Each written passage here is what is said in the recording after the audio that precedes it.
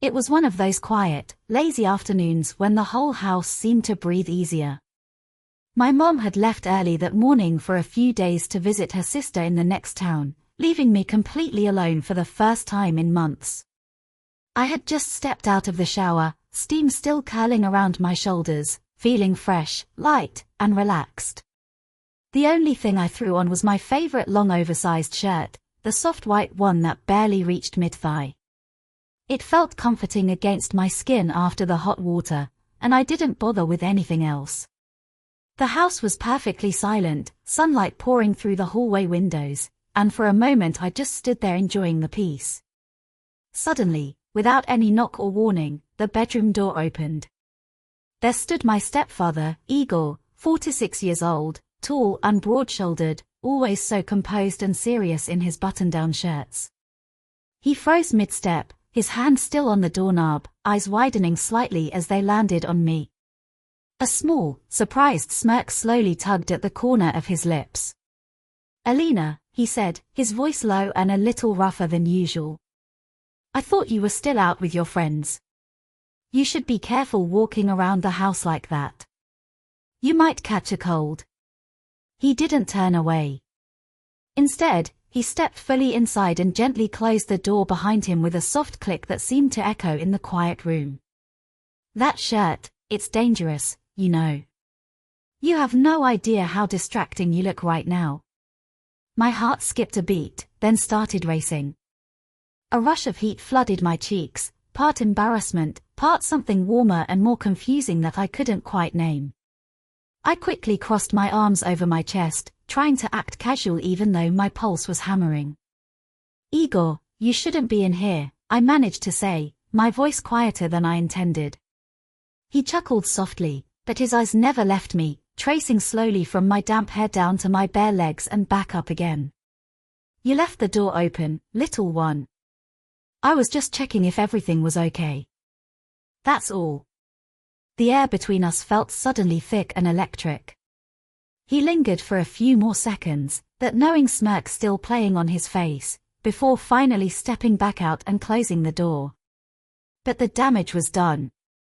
That night I barely slept. The way he had looked at me kept replaying in my head like a movie on loop, the heat in his gaze, the low tone of his voice, the way his presence had filled the entire room.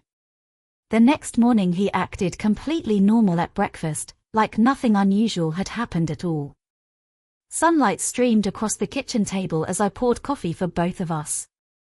When I reached for the sugar bowl, his hand brushed mine, lingering a little longer than necessary, his fingers warm against my skin. "Sleep well?" he asked casually, but with that same knowing smile hiding in the corners of his eyes. I swallowed hard and nodded. "Yeah, fine." Throughout the rest of the day the tension kept building in small, almost invisible ways that only we could feel. Little touches while we passed each other in the narrow kitchen hallway, his hand grazing my waist, by accident. Lingering glances whenever I bent down to pick something up from the floor. Every single time I wore that same oversized shirt around the house, and I caught myself doing it on purpose, I could feel his eyes following me, heavy and warm. It was like we were both playing a secret, dangerous game that neither of us wanted to end. By evening the air in the house felt thick enough to cut with a knife. I was curled up on the living room sofa flipping through my phone when he walked in and stopped in the doorway, watching me for a long moment.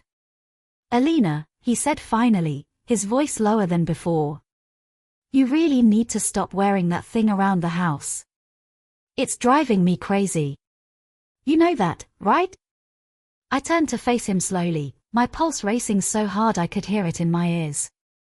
Something bold rose inside me and I answered without thinking, "Maybe I like driving you crazy." His expression changed instantly. The easy smirk faded, replaced by something darker, hungrier, more intense. He took a slow step closer. "You're playing with fire, little one. You know that, right? This isn't some innocent game anymore." I didn't answer. I couldn't. The words stuck in my throat. At midnight, when the entire house was completely dark and quiet, I couldn't stay in my room any longer. My heart was pounding as I walked barefoot down the hallway and gently pushed open his bedroom door. He was sitting on the edge of the bed, still fully awake, shirt unbuttoned, staring at the floor. When he saw me standing there in nothing but that same oversized shirt, he stood up slowly, eyes locked on mine. "I tried to pretend it didn't happen," he whispered, voice rough with emotion. "I really did. I told myself to forget it, but I can't anymore. I just can't." The next moment his hands were on my waist, strong and warm, pulling me gently but firmly into the room. Our first kiss was soft and hesitant, then it turned urgent, deep, consuming. Clothes disappeared piece by piece. That night we crossed every single line there was to cross. And somehow, in the middle of all of it, it felt right. Like it had always been meant to happen. We spent the next few days living in our own secret world, stolen kisses in the hallway when the sun went down, quiet whispers in the kitchen, passionate nights that left us both breathless and tangled in the sheets. But Igor knew we couldn't keep living like this forever under the same roof with my mom coming back soon. One quiet evening he sat me down on the edge of his bed, took both my hands in his, and looked into my eyes with complete seriousness. "We don't have to hide forever, Alina. Come with me. We'll start over somewhere new, just the two of us. A real life. No more secrets. No more pretending." I didn't hesitate even for a second. "Yes," I whispered. "Take me with you."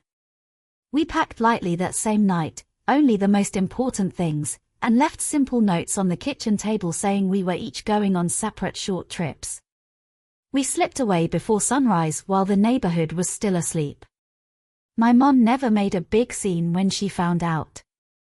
She just accepted it somehow, in her own quiet way.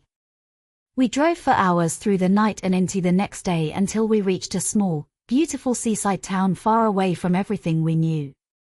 We rented a cozy little apartment right near the beach, where the sound of waves became our new background music.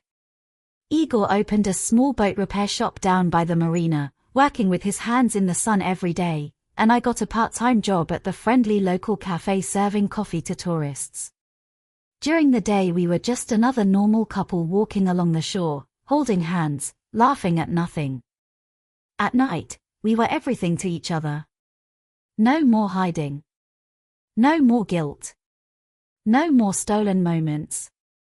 Just us, the endless sound of the waves, and the life we had chosen together. Some people might never understand what we did. Some might judge us forever. But for the first time in my life, I felt truly free, and completely, deeply loved.